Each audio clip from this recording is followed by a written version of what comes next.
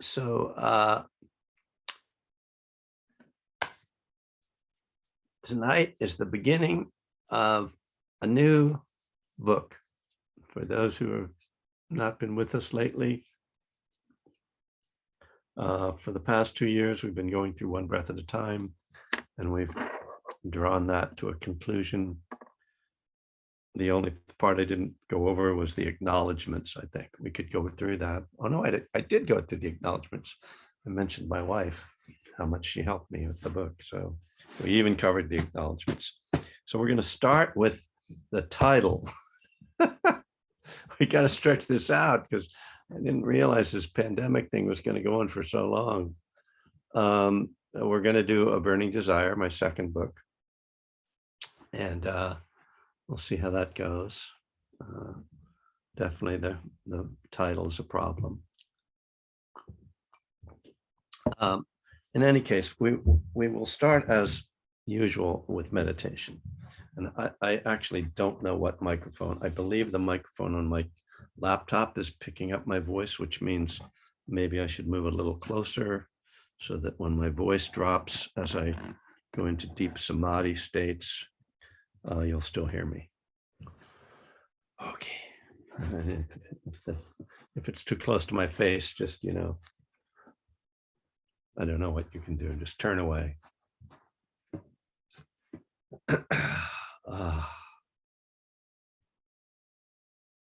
So yeah, meditation. Okay, so starting by settling into a comfortable posture.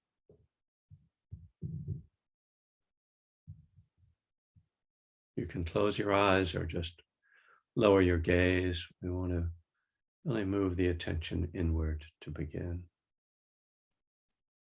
Just to feel yourself in stillness,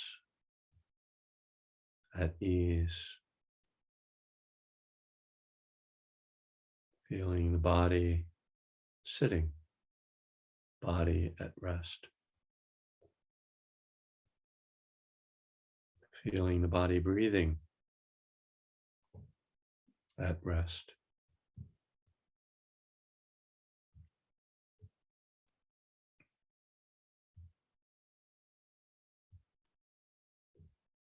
And letting the body soften.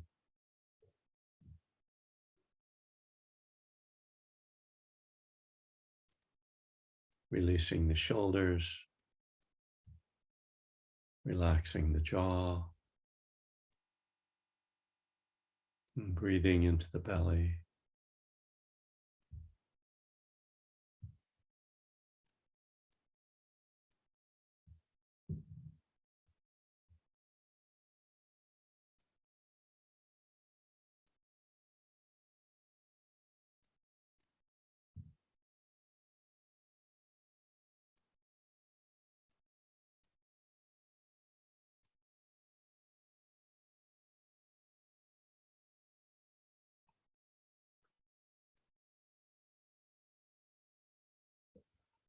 And then beginning to connect more closely with the breath.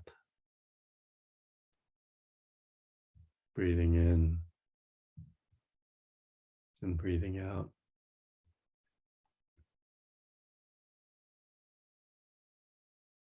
Feeling the sensations, either the sensations at the nostrils or the movement of the belly,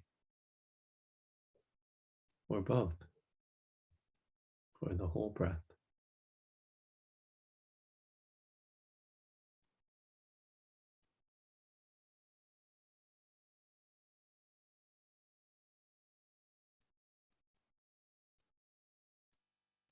But when we focus on a particular area, very minutely, that forces the mind to become more focused and naturally develop a bit more concentration.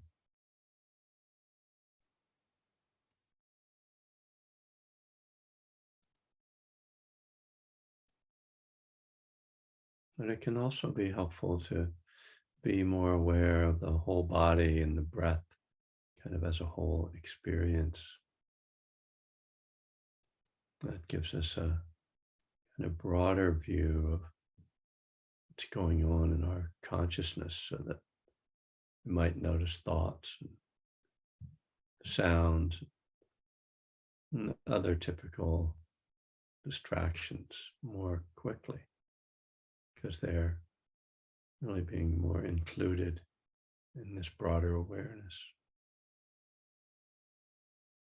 And it's really a part of the art of our meditation practice is to sense and become more kind of tuned in to what the most helpful focus is in any given moment. It's not that there's a right or wrong way. So that different ways of focusing bring different results in different moments. And so there's kind of a trial and error experimentation in our meditation.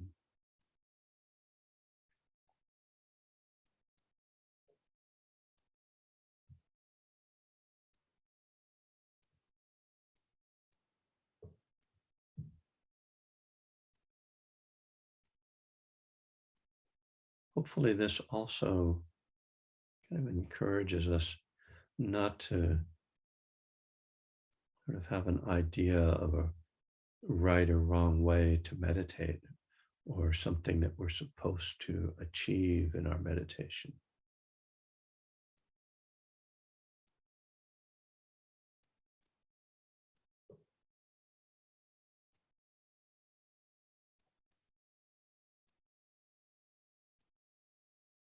It's much more important to sense just what is happening.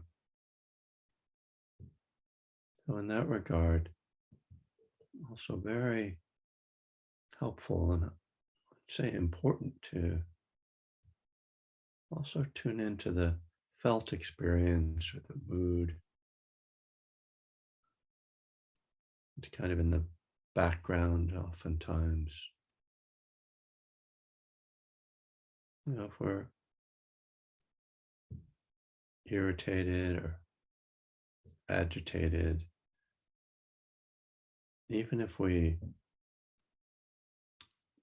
do all the supposedly proper things in our meditation, the mind isn't likely to settle.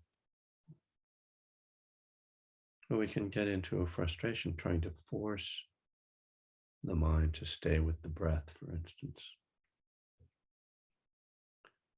But if we notice that there's some mood or a feeling that's lurking, instead of trying to push that away, we turn toward it. This is the essence of mindfulness, to turn toward whatever is the strongest in our perception, whether it's through our senses or through the mind, the emotions. Turn toward that with openness, curiosity, with acceptance. Breathe with that. So let the breath meet and join with the felt experience.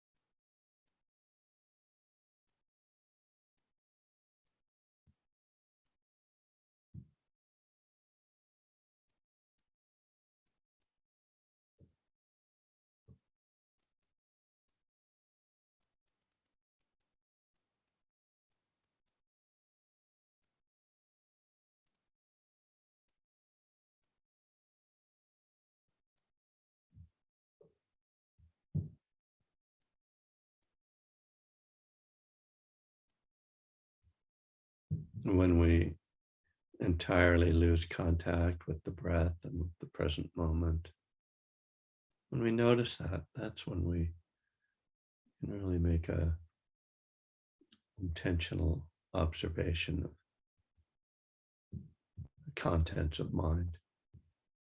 What is that thought? What is that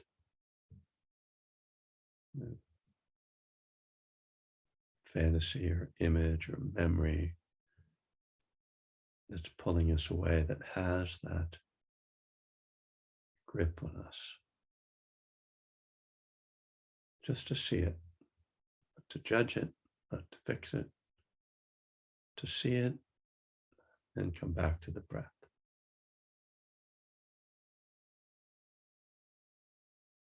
It becomes another source of insight as we start to see the habitual patterns, the thought patterns that tend to capture our attention.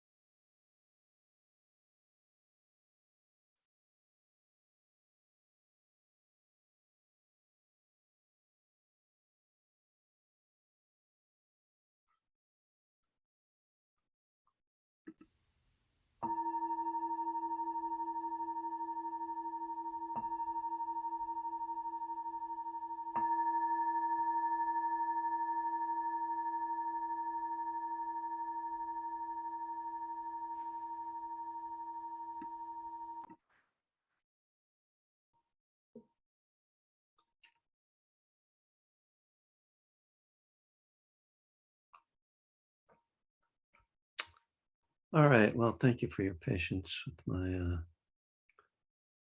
so-called technical difficulties.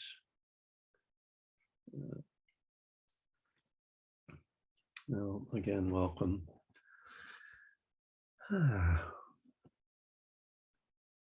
So, yeah, I had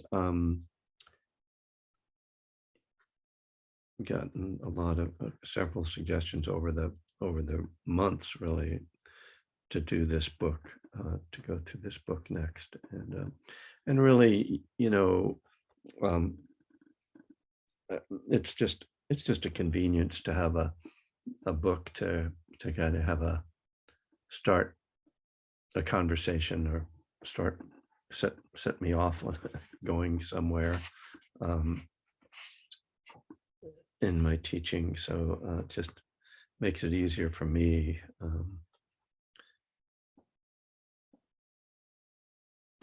And so, yeah, I will start with the title, A Burning Desire, Dharma God and the Path of Recovery. So One Breath at a Time was just so easy to come up with the title. I had the title before I wrote the book. And it just, one of those things that was like, oh, that's perfect. I probably wrote down 30 different titles for this book, and I'm still not happy with the one I came up with, because that's just the way it is. Titles are, they're kind of like, it reminds me of when you're in a band and you're trying to come up with the name of the band, you get all these ridiculous things, the purple apricots and the whatever, and that probably is a band. Anyway, so and and I still think like a burning desire, like, I mean, I know what sparked me to use that, and probably many of you are familiar with that term, and it's in the I guess it's the epigram or epigraph or whatever it is, where it says, before we close the meeting, does anyone have a burning desire to share? But it still strikes me as, yeah, but the book is supposed to be about addiction. What's the burning desire? Is the burning desire, the addiction, or is it the desire to share? And is it my desire to share? It's just, I find it very confusing, the whole thing. The subtitle really is the title, right? Dharma God and the Path of Recovery. When now Ajahn Amaro, who helped me with both my first two books and has been an important teacher for me, and he gets quoted in here. We'll talk about that. But when he saw this, or I forget if I told him the title or if he saw it, he was like, no, I think he saw it, because he said, oh, you're missing a comma between Dharma and God. Like it was a series of things, Dharma, God, and the Path of Recovery. And I was like, no. And he was like, oh, okay. Then like Buddhadasa then. So we'll get into him too. But it was a little deflating to have one of my teachers say, that's your title? Are you sure about that? Do you really want to say that? So, we can't even get past the front of the book before we have problems. That's kind of going to be probably going to run into a lot of problems. Now, should we read the blurbs? No, we'll skip the blurbs. Sorry. But if you want, you can see the blurbs. They're nice blurbs. Getting blurbs, it's like the most humiliating thing. Would you please read my book and say something nice about it? Okay. Then the dedication, because the dedication here is kind of funny. It says, for Dave, Jerry, Pat, and Michael, the wolves who raised me. So these are my brothers. I am the youngest of 5. And it really comes out of my sister-in-law, who somebody kind of watch this video and be like, why is he talking about all this shit? Which maybe all of you are wondering too, but it's Friday night, it's a party. It's no Warriors game. So, we got to talk about something.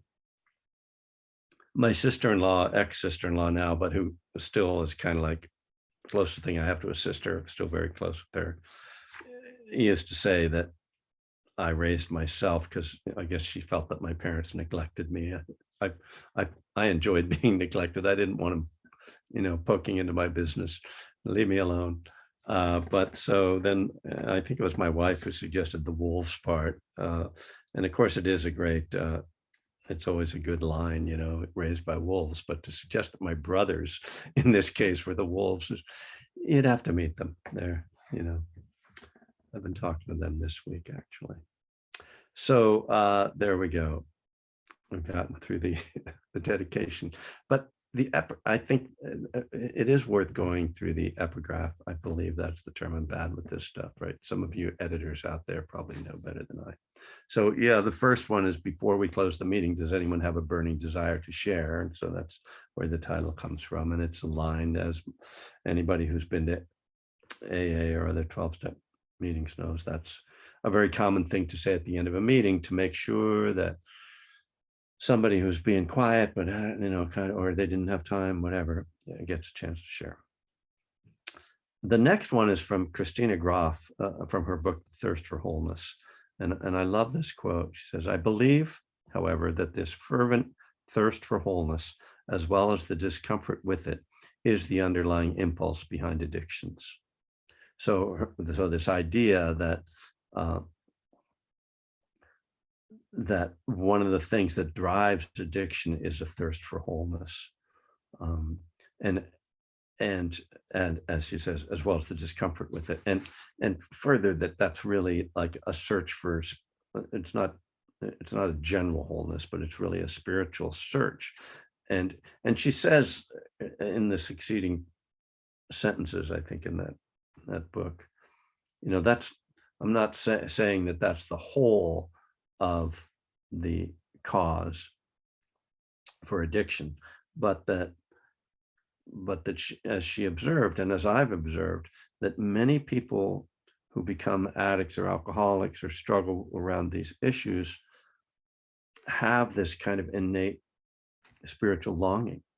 And it's one of the things that's always struck me as, you know, kind of paradoxical about us, that so many people I've met on the recovery path were people who were already involved in some way, in some kind of spiritual search. And sometimes it gets derailed, sometimes it gets corrupted. You know, I think we as a group are maybe susceptible to cults as well, a little bit, because it's like, oh, somebody's going to fix me with this magical guru, or, you know, whatever. So I think it's a really interesting reflection, and it's also part of redeeming ourselves in a way, I think, to see that, you know, because we think of addiction as this sort of grubby thing, you know, oh, you're an addict, alcohol, it's disgusting, you know, but to realize that, no, but there's something else in there, you know, it's not just sort of lust or craving, but that there is some kind of spiritual longing in there. And I think somewhere in the book, early in the book, I get into that, you know, the fact that alcohol is called spirits, and, you know, that's something that's in the big book as well. And so then the next line is even more graphic, I guess, in that, and this is from a book by James B. Nelson called Thirst, God and the Alcoholic Experience. And he says, is alcohol then a way of searching for God, the ultimate source of wholeness and life? And that comes after a quote from, I want to say, Dylan Thomas, somebody of that kind of era, who had a line in one of his novels, Dylan Thomas maybe wrote, Look Homeward, Angel. Anyway, where he said something like, why then, if one could drink God in a bottle, one wouldn't stay drunk all the time, you know, and which, yeah, you know, which, you know, alcohol has at times in history, and I'm reading this book about the history of addiction, very fun, full of laughs, but that alcohol has been viewed at times as kind of have a spiritual element to it. I mean, we have wine in the communion service, and the god Dionysus. So there was a god in Greece, it was like, let's go get drunk, and of course, then we have, all the other intoxicants that people use for spiritual purposes. But I think that right there, like we could spend spend a couple weeks on that, but I won't. I do want to get us into the book, so I'm going to go to the preface. And the preface, my first two prefaces were pretty good. I started to realize I was getting too clever with my prefaces, so I backed off on my preface humor. It's kind of like dad humor, preface humor, or something like, you think you're being funny. But this preface is not like something irrelevant. It's not just like a little bit of information. It really does sort of address the that whole question of the book, which is kind of what I can talk about for the rest of this session. And I actually wrote notes today because I've started to do notes on this book, as I did on One Breath at a Time. I should maybe give out those notes for One Breath at a Time, although I don't know if they're they're helpful. So as I begin this preface, I'm saying, like, I'm not sure, like, I'm an authority. Like, when I was working on this book, I started to think I'm getting in kind of deep. Like, I started to read sort of more theological stuff that is not my field, and sort of questioning, like, should I be writing this book? And also that, like, I fall into a category of people as like a coastal, well-educated, politically progressive, for whom, like, I'm supposed to be an atheist. Basically, my demographic is, I'm not fitting into my demographic. But that, of course, because I was working the 12 steps, and that I had to deal with this question of God. And then, being a Buddhist practitioner, there was this conflict, and which of course is going to be the opening of the book, particularly, that people view Buddhism as a non-theistic religion, which is, even there, is an interesting but questionable idea, given that if you look at the suttas, the early Buddhist teachings, there are all kinds of gods, but they're not. It's not monotheistic. We can certainly say that.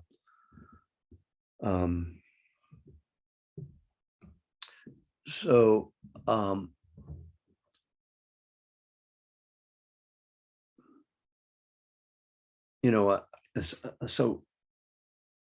I guess I'll back up a little bit, and just to say, like, why I started writing this book was, after I wrote One Breath at a Time,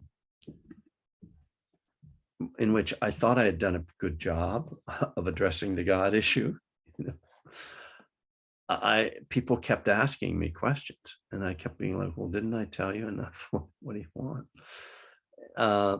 But eventually, and I started teaching more and more after that. That book was published in 2004. This book came out in 2010, so 6 years between them. But yeah, eventually, I guess partly it was like, do I want to write another book? And if I'm going to, this is like the topic that's most pressing. Because, I found a lot of people who were coming to my work were, not surprisingly, people who really struggled with a higher power idea, or were explicitly atheist.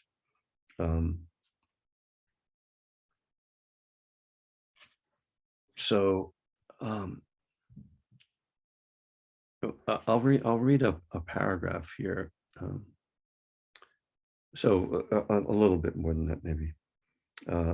I'm not in this book suggesting that you adopt a God of my understanding. This is after just talking about the steps, saying that you can have your own God.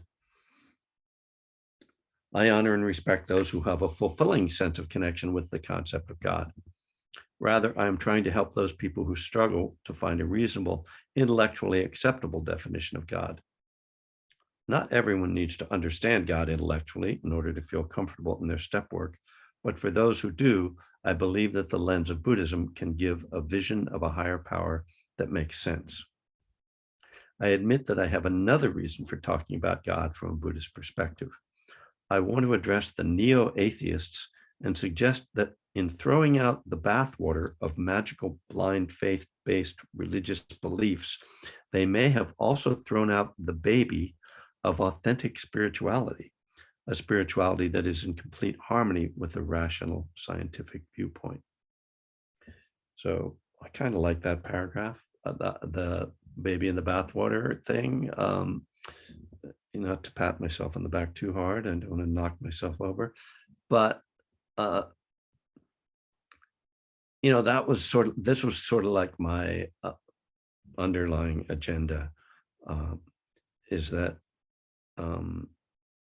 I don't really accept it's not that I don't accept, it's like to have a discussion with people who just kind of draw a line. I don't believe in God, and kind of go, well, what does that mean?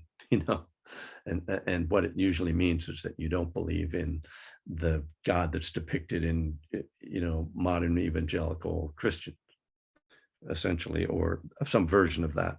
And I wanted to kind of bring that back and say, yeah, but that's not really the full definition of God. And it, interesting, one of the books I read when working on this was Karen Armstrong's book, A History of God, which is pretty interesting, in which she says, and this is in here somewhere too, that early Christians were considered to be atheists by what we call the pagans of that time, because they couldn't point to their God. You can't see our God. You can't. And the pagans were like, well, our God is like the rain, the sun, the moon, the earth, what's your God? Oh, you can't see it. It's like, what are you just making stuff up? That's not real. You're an atheist. You don't believe in God. So, and the point being, the definition of God evolves. Wes Nisker has a great shtick about that he used to do, about how, it used to be everybody believed in Zeus. Nobody believes in that. I don't know. As far as I know, nobody believes in Zeus anymore. Maybe some of you do. I don't know. So, that's kind of, the start of this whole project. And then what I realized when I was writing the book, I came to realize that the question I was trying to answer is, how do you turn your will and your life over to the care of Buddhism? And really it would be over to the Dharma, because that's what I say, God, Dharma God. So and the reason I say that is that I realized I wasn't really interested in trying to get into a theological discussion. That what I wanted was a practical way of working step 3 and the other God steps that fit with the Dharma. It didn't have to, be some grand theological or cosmological answer, but rather just how can we apply the tools of Buddhism to the tools of the 12 steps? And that I didn't know that was what I was doing until I was about halfway through it, because I kept asking that question, how do you turn your will and your life over to, and then I have all these different higher powers, higher power of karma, of mindfulness, of wisdom, of love, the Eightfold Path, the higher power of faith, the higher power of presence. And so I kept asking the question, how do you turn your will in your life over to the power of karma, to the power of mindfulness, to the power of wisdom, etc. And thus, I kind of backed my way into seeing what I was really doing with the book.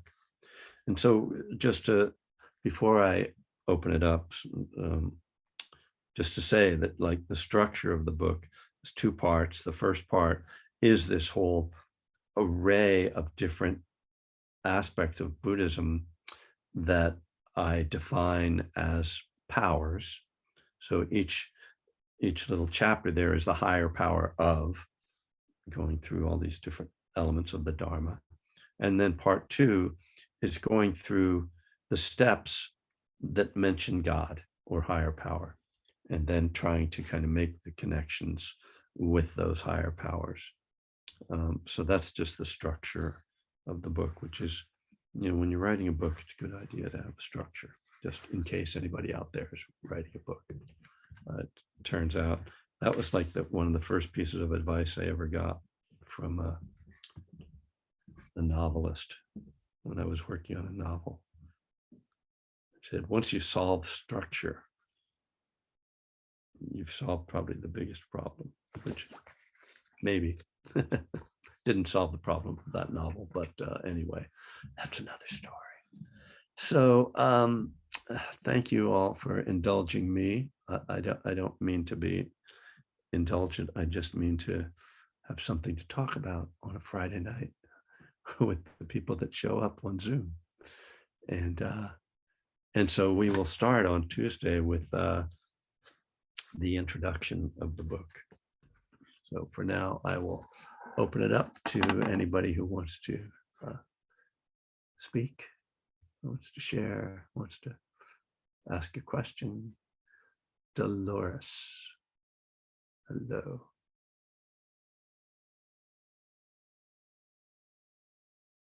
Can you unmute? Maybe I can unmute. There you go. Here we go. Sorry about that. I love what you said about Dharma God with no comma. I really love it. And then what I think I heard you say is that, well, the Dharma is the word. The three things is Buddha is the teacher. Right. Dharma is the word.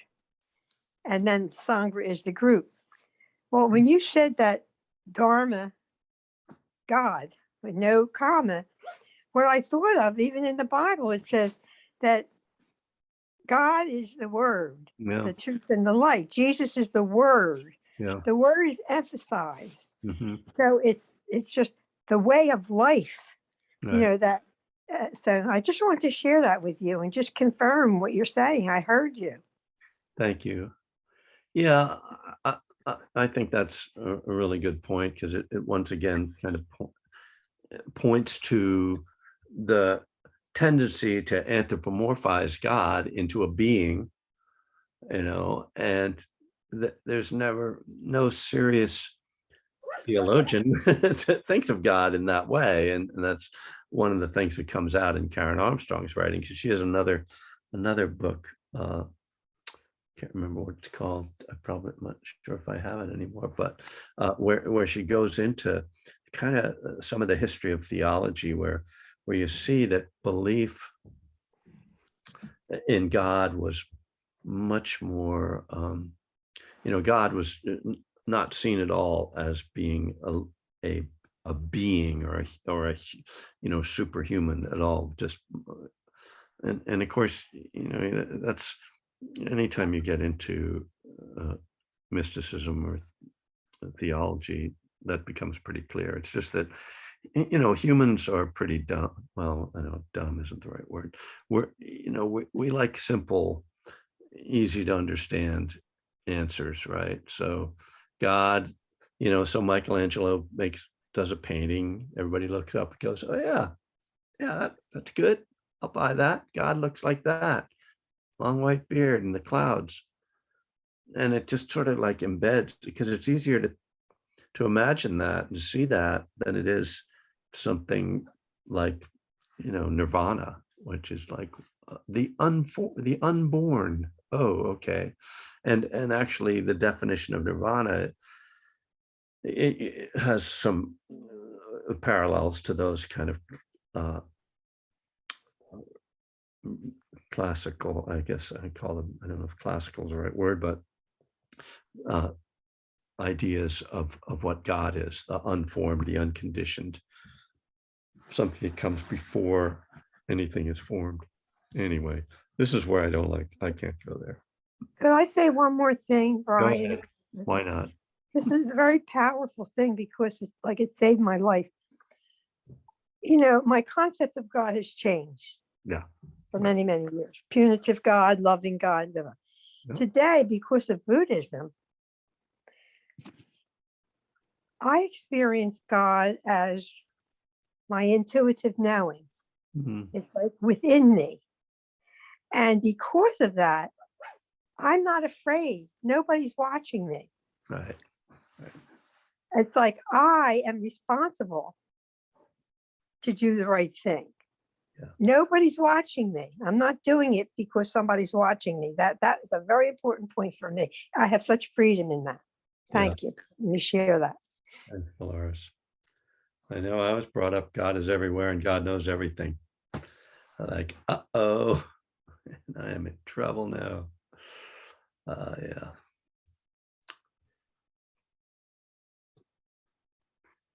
Jeff? Hello? So, hi, can you hear me? I can hear you now. Good.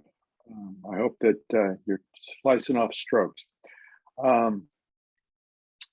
Every now and then, in the recovery world, the problem of personal God, this God, that God, comes up. Yeah. And what I have learned to do over a period of time is to completely disengage from the subject of theology, because it's in, every possible description is reductive. It always makes it smaller than it really is. Mm. A few years ago, not that many, maybe 50 years ago, it was estimated that there were 200 million stars in the universe.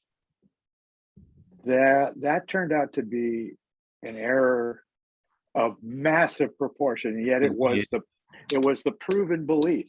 Yeah. And now they're saying, 200 trillion galaxies, which each have 200 trillion stars in the galaxy. And so if we can barely, if as a somewhat sentient creature, we can barely count the number of stars in the sky, how will we ever understand what the quote power greater than ourselves is? Particularly if you have the belief like I do that I can barely believe it myself. It's what I need to walk around and breathe, I guess. But other than that, it just seems to be a confusing mystery. So relaxing. So you're saying I shouldn't go through this book? Kevin, we've talked about this before. I think it's your best book. Oh, well, thank you. Okay, so there was a group that we did years ago, and that's all we did was Burning Desire for, yeah, right, cut it out. You spelled all the words right. It's good. Well, and right, and because for that same reason, like I don't want to get into that topic. All I want to know is like, how do I survive, in this world, in this body, in this mind, and the steps have helped me, and it's of course the steps are very abstract, and I guess it's partly my wish to make them more tangible, and yeah, and hopefully that's what the focus will be as we look at the book, is like, practical. It's the finger in the moon problem. Don't mistake the pointing at the moon for the moon itself. And it's not the finger in the nose problem then. Not anymore, not for a few years now. Thank you, Kevin. What about the fingers in the ear problem? Sorry. I don't know. it was a difficult end of the week for me. You know, my microphone didn't work, you know. Anyway, it is by my computer, 8 p.m.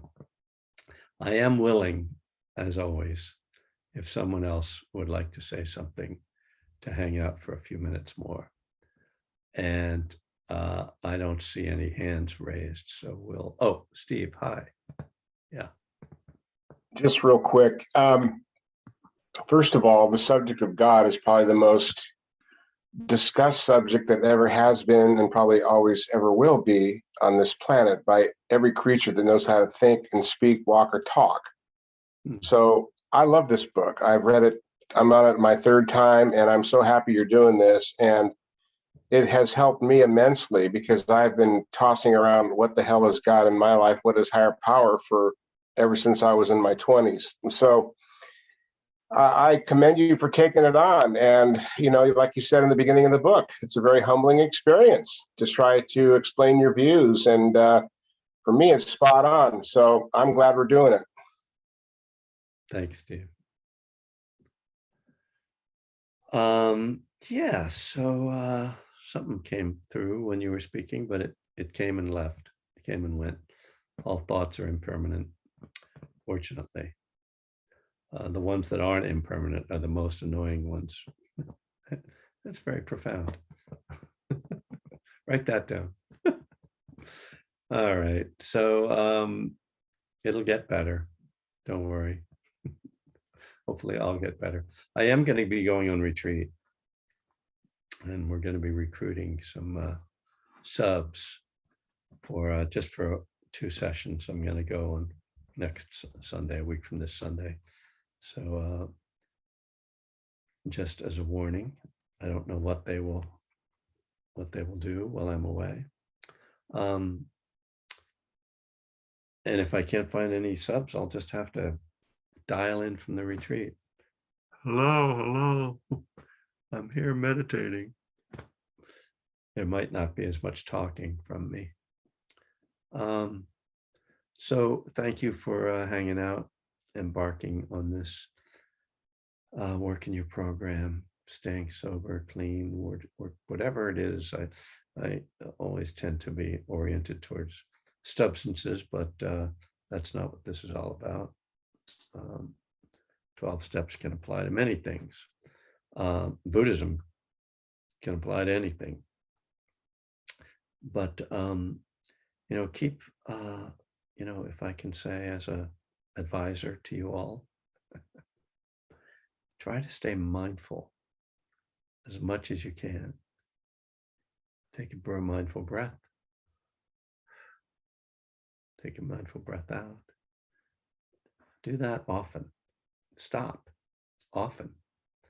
Take a mindful breath. Be present. And more will be revealed, as they say, through that process. A great deal is revealed in that process.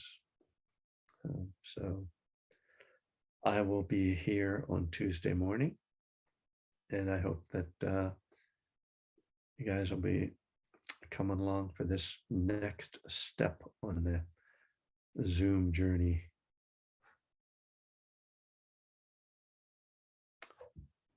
Everybody stays safe, healthy. Good night.